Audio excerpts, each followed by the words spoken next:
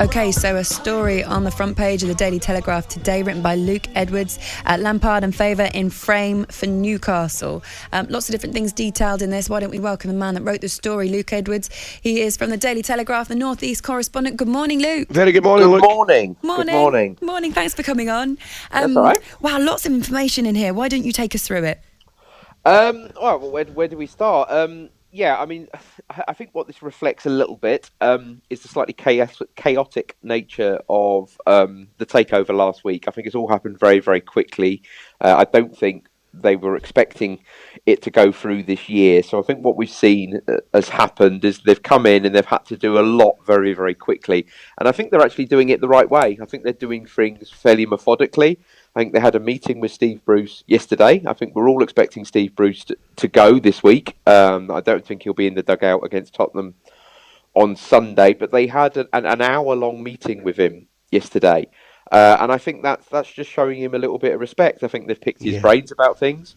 I think they've talked about, they've got him to assess the squad. And I hope they've thanked him for keeping the club in the Premier League. So I think they're handling Steve Bruce the right way, but I think he will go. And then that search for a new manager is starting, and I think that has to be probably their main priority. There's a lot of talk about a sporting director coming in, a director of football coming in, but they're second from bottom, which is on the montage you just did there. They're second from bottom in the Premier League. They haven't won a game, and January is a long, long time away. There's a lot of football to be played, a lot of points at stake, and they can't afford to be cut adrift in January, so they need to get this manager in. And the two of the names that, it's not finalised yet. They're not actually making a move for anybody. The two of the names that I was circulating and are definitely on that list are the former Borussia Dortmund manager Lucien Favre and the former Chelsea manager Frank Lampard. So they're definitely, I think, going to be making the sort of on the long list. I think they'll probably definitely make the short list. Personally, for me, I'd really like Frank Lampard. I have to say, I think Frank Lampard would be perfect for this. But yeah, it's all a bit chaotic. There's a lot for them to work through, and they're having to sort of learn on the job, as it were. Look, I was going to say to you, I think you're absolutely spot on what you said in your assessment of the Steve Bruce situation. I think everybody can have an opinion on the job he's done, but I think Steve Bruce is a good man, and I think he deserves to be handled with a little bit of respect. And I think that's it. Really, really good that that's happening. In terms of moving forward, I think you're absolutely right as well. It's easy to take your eye off the ball and get carried away with the whole euphoria of the situation. The fact of the matter is, whether Newcastle like it or not, at this moment in time they're in a relegation battle. So the appointment that they make is going to be absolutely vital, as are the next 6 or 7 weeks. Of course, yeah. And I think what you just said about Steve Bruce is really good there, Ali, because I was watching the BBC documentary Fever Pitch. Do you remember when he scored the 2 goals against Sheffield Wednesday for Manchester United? He's been involved in the Premier League since its inception as a player and a manager. If you have an opportunity to tap into some of that football knowledge, as these new owners have, then they should have taken it, and I think they have done. Good. And yes, you can't rush. They can't rush this. This is the first test for them. This is the first challenge. This is the first examination of their football acumen. They've got to get the manager appointment right. They've got to, because if they get this one wrong, they're going to be the richest club in the Championship next season, not the richest club in the Premier League. So there's a huge amount of pressure already, and that's only right. That's only right that there is a huge amount of pressure on them. And I think the Saudis will be watching. I think that's one of the other things I cover in the article, is that whilst the Public Investment Fund are happy to take a backward seat at the moment, and they're leaving the day-to-day running to Amanda Staveley, they're watching everything. They're watching and assessing everything. And ultimately, the final say for every single decision comes down to Piff and the chairman. So we shall see where that goes. I mean, I think it will move. I would expect a new manager to be in sort of the next 10 days, 2 weeks, which probably means that Graham Jones will be caretaker until that happens. But they've got to get this right. If they get this wrong, I don't suspect the people who are running the club day to day will be around for much longer, because they can't go down, they can't get relegated. They've got to get through to January, still in touch with the rest of the Premier League, and it is a limited squad. It's a squad. It's a squad that's battled against relegation for the last 4 years.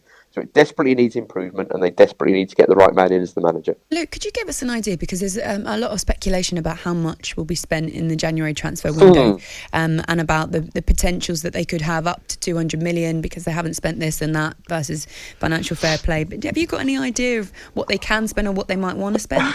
Yeah, they can spend under financial fair play rules and not even be in any danger of a breach. They can spend £190 million in January if they want to.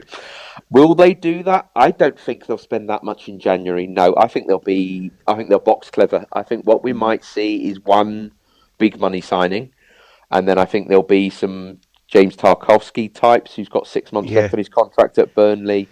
Improves them immediately at centre back, but he's cheap. He's going to be, he's not going to be a huge amount of money, but he's a sensible purchase.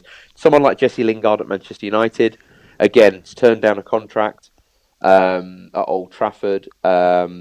He turned down a move to Newcastle in January last year in favour of going to West Ham. So that'll be an early test of the project as well, about whether these players like Jesse Lingard, have they looked at it and changed their minds. So I think they'll do.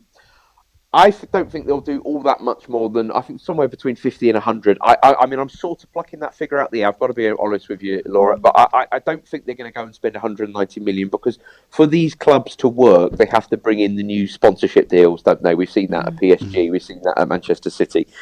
The Saudi money will have to come in through those sorts of deals, and I don't think they'll be able to do them until the summer. I think they'll be quite pragmatic in January, get players that can help them now. There'll be a couple of loans in there probably, and they'll look at those players whose contracts are expiring, and they'll go for players with Premier League experience. Look, it's certainly really interesting times ahead, but also the flip side of the coin. I'm sitting here thinking, when Newcastle now go into the market, look, for example, a £5 million player all of a sudden might become £8 million. You know what I'm saying? So they'll have to box cleverly there.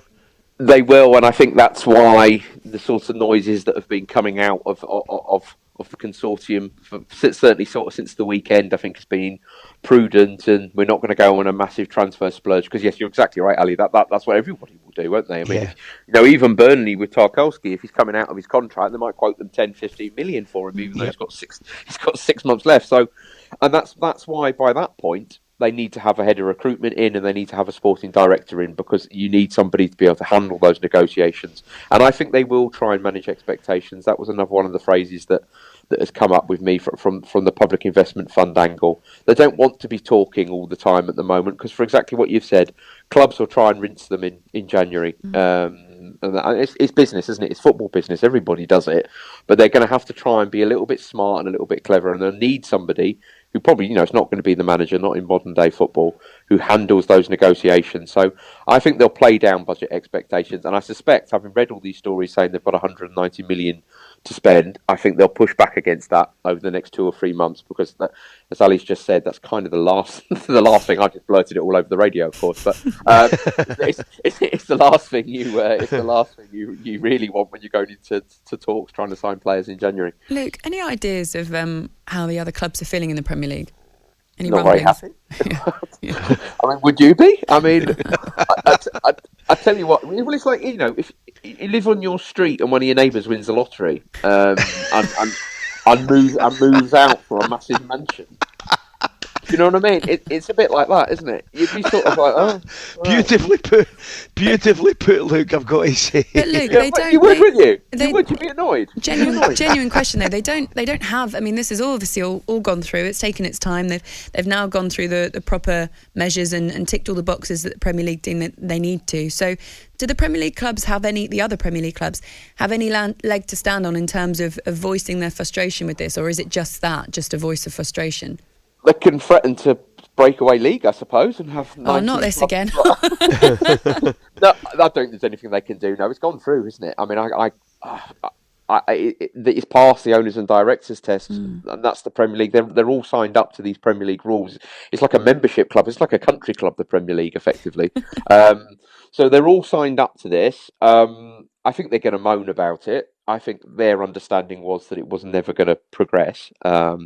But that piracy issue got resolved, and it's funny, isn't it? Once the sort of big financial problem was out the way for the Premier League, it suddenly got way through. There's going to be a lot of anger there. I mean, if you're the owners of Tottenham and Arsenal in particular, but also clubs like Aston Villa and Everton, and suddenly and then you go to the bottom of the table and you're thinking, well, Newcastle were, looking like relegation certainties 2 weeks ago, and now suddenly it's like, well, they'll be pulling clear, won't they? So everybody's going to be unhappy. Everybody. Yeah. I don't think we're going to see the same sort of lavish spending that we saw at Man City. Certainly not in the short term. But Newcastle are a major, major force now, aren't they? I mean, the Saudis haven't bought them to keep them sort of bobbing around between 17th and 12th in the Premier League. So they're going to be pushing for Europe, and suddenly those European places, we talk about 6 clubs challenging for the European Champions League every season. Suddenly that's now 7. And the knock-on effects of that will be huge for the rest of the Premier League. So they'll whinge and they'll moan and they'll stamp their foot and they'll complain and they'll point the finger at the Premier League. But it's done. There's very, very little they can do now other than register their displeasure. Luke, brilliant to hear from you. Thank you so much for Thanks, putting Luke, mate. that in Appreciate such that. simple terms for us.